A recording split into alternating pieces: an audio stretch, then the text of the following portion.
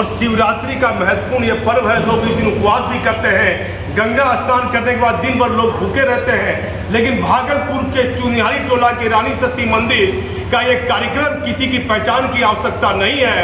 सन 1928 में इस कार्यक्रम की शुरुआत हुई थी और इसका क्या नाम दिया गया था, इसका आयोजन क्यों होता है, जो इसके महत्वपूर्ण मेंबर हैं, जो इस पूरे आयोजन में लगातार 1 महीने से शिवरात्रि की तैयारी में लगे हुए हैं और ये अपने निजी पैसे से इस कार्यक्रम को मिलजुल कर सभी नवयोग करते हैं। मैं एक करते सभी लोगों से बात करता हूँ। क्या नाम हुआ आपका? गौरव जोशी हुआ। गौरव जी, क्या लग रहा है इस आयोजन करने के बाद, कैसा लग रहा है? ऐसा आयोजन करके लगता है जैसे एक पारिवारिक शादी समारोह में हम लोग सम्मिलित हैं। हाँ, क्या नाम हुआ भैया? धनंजय जी, कैसा लगे, महसूस कर रहे हैं? महसूस कर रहे हैं कि ये व्यवस्थापक रूप से हम समाज को एकजुट कर रहे हैं और एक दिल के जो नेक दिल लोग हैं उन लोगों को एक मिला कर रहे हैं, ताकि ये परिवार एक लगे, समाज मिलके करे तो लगे शिवरात्रि का अच्छी। क्या नाम हुआ भैया? विवेक जोशी।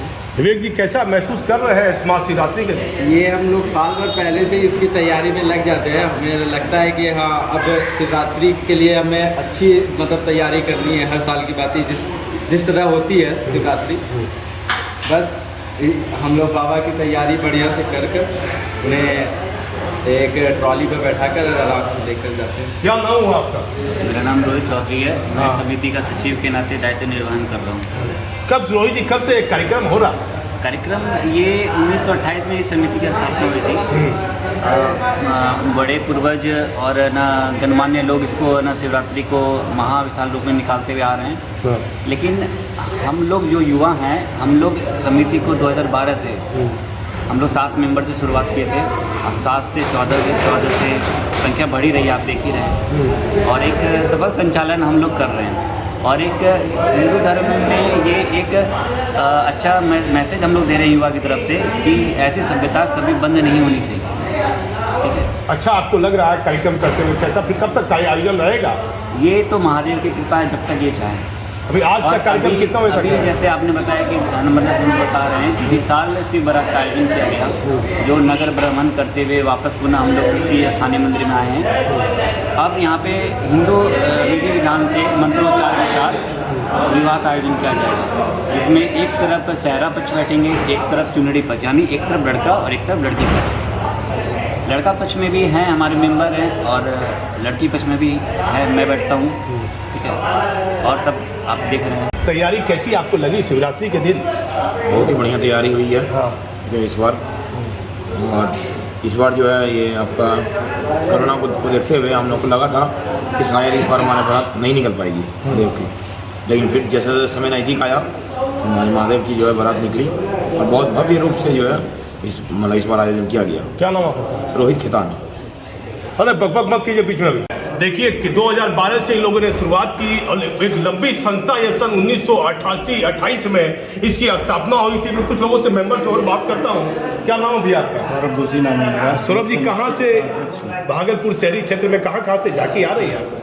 ये बंगाल से ढाक मंगाया जाता है, नगाड़ा का आता है। शहर के लोकल बैंड्स, राज बैंड, चंदन बैंड, नाजिर बैंड, महाराजा बैंड इसमें शामिल होते हैं। तरह तरह की झांकियाँ बनाई जाती हैं। इस बार जैसे मोदी का बनाया गया था, मोदी जी के लिए बनाई गई थी। क्या मोदी जी का क्या बनाया गया था? तो मोदी जी का बताया गया था कि मोदी जी हमारे लिए कितने महत्वपूर्ण है, वो हमारे लिए कितने अच्छे अच्छे कार्य कर रहे हैं, उसको एक झांकी के द्वारा दर्शाया गया था। ये बताया गया था, युवाओं के लिए ये संदेश है कि वो अच्छा से इस चीज़ को निर्वहन करें और उनको मोदी जी को फॉलो करें, मतलब उनको थोड़ा समझने की कोशिश करें। एक दिन का ये पर्व है, कब से इसकी तैयारी में लग जाते हैं? एक दिन के पर्व के लिए हम 1 महीने से जग जाते हैं। ये पूरा एक पर्व 1 महीने से हम लोगों के लिए एकदम पर्व के जैसे रहता है। मतलब एक हम लोगों को लगता है हम इसमें 1 महीने से जुट जाते हैं और ये घर की शादी के जैसा माहौल हो जाता है। कैसा लग रहा है आपको, कैसा महसूस कर रहे हैं? एकदम अंदर से ऐसी भावना होती है कि मैं बता नहीं सकता हूँ। मतलब ऐसा लगता है जैसे साक्षात महादेव यहाँ पे आते हैं और मैया पार्वती के साथ उनका विवाह किया जाता है। वैरायटी चौक पे इनकी वरमाला की जाती है। उसके बाद यहाँ विवाह का कार्य संपन्न किया जाता है वैदिक मंत्रोच्चारण के द्वारा। आदित्य शर्मा जी हमारे जो यहाँ पे रहते हैं और वही विवाह का कार्य संपन्न कराते हैं। पिछले 7 या 8 वर्ष से हम लोग 2012 से यहाँ इसमें जुड़े हुए हैं इस कार्य में, और ये हमारे लिए बहुत सौभाग्य की बात है कि हम इस कार्य को कर रहे हैं।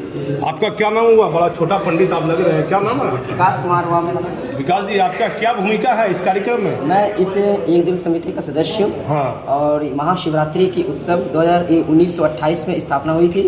हमारे पूर्वजों ने इसकी नींव रखी थी।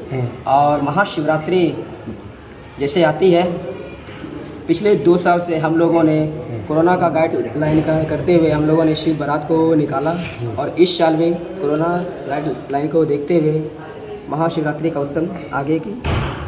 महाशिवरात्रि महोत्सव ने हम लोगों ने जितने भी सदस्य हैं, इसमें 11 घोड़े, 21 बैलगाड़ी, रथ और बहुत सारे बैंड बाजा, बाराती, हाथी, पालकी, भूत प्रेत, शिव जी के जो भी मतलब भूत प्रेत पिशाच जो भी रहते हैं सभी इसमें शामिल होते हैं।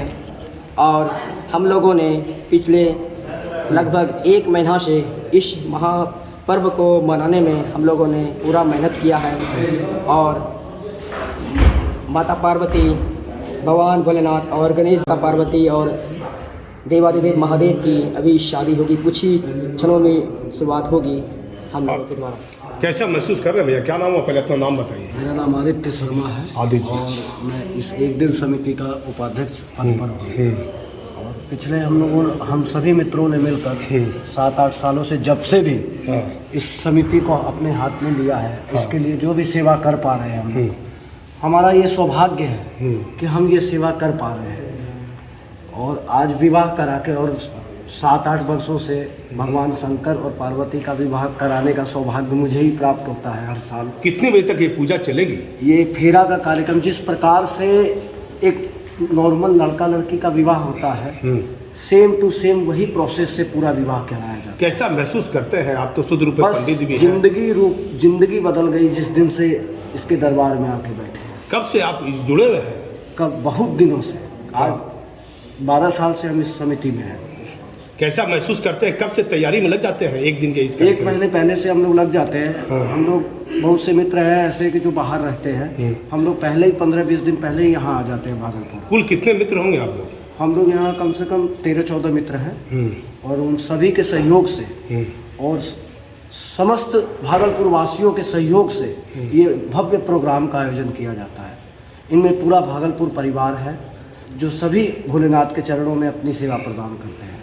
अब देखिए, भागलपुर शहर में तो पैसे वाले की कमी नहीं है, लेकिन इस नवयुवक को आप देखिएगा तो दिल इतना बड़ा है कि सभी लोग बहुत मजबूती से इस कार्यक्रम को 2012 से कर रहे हैं। 1928 में इसकी स्थापना हुई थी, लेकिन हर आदमी की अपनी अलग अलग जिम्मेदारियां होती हैं। लेकिन अपने परिवार से कुछ समय लेकर किस तरह एक दिन का एक कार्यक्रम और 1 महीने से सभी लोग कार्यक्रम में जुड़ जाते हैं। जो सामर्थ्यवान आदमी है, रानी सती मंदिर के आसपास रहते हैं, उनका क्या रोल है ये तो मैं नहीं बता सकता हूं, लेकिन जितने भी ये नवयुवक खड़े हैं, भगवान के प्रति इनकी आस्था और इस कार्यक्रम के प्रति इनकी आस्था ये बताती है कि किस तरह से अपनी ईमानदारी से इस आयोजन में ये सफल करने के लिए एक अच्छा सफल आयोजन रानी सती दादी का रहता है। और भागलपुर के आप रहने वाले हैं तो रानी सती दादी मंदिर को किसी पहचान की आवश्यकता नहीं है।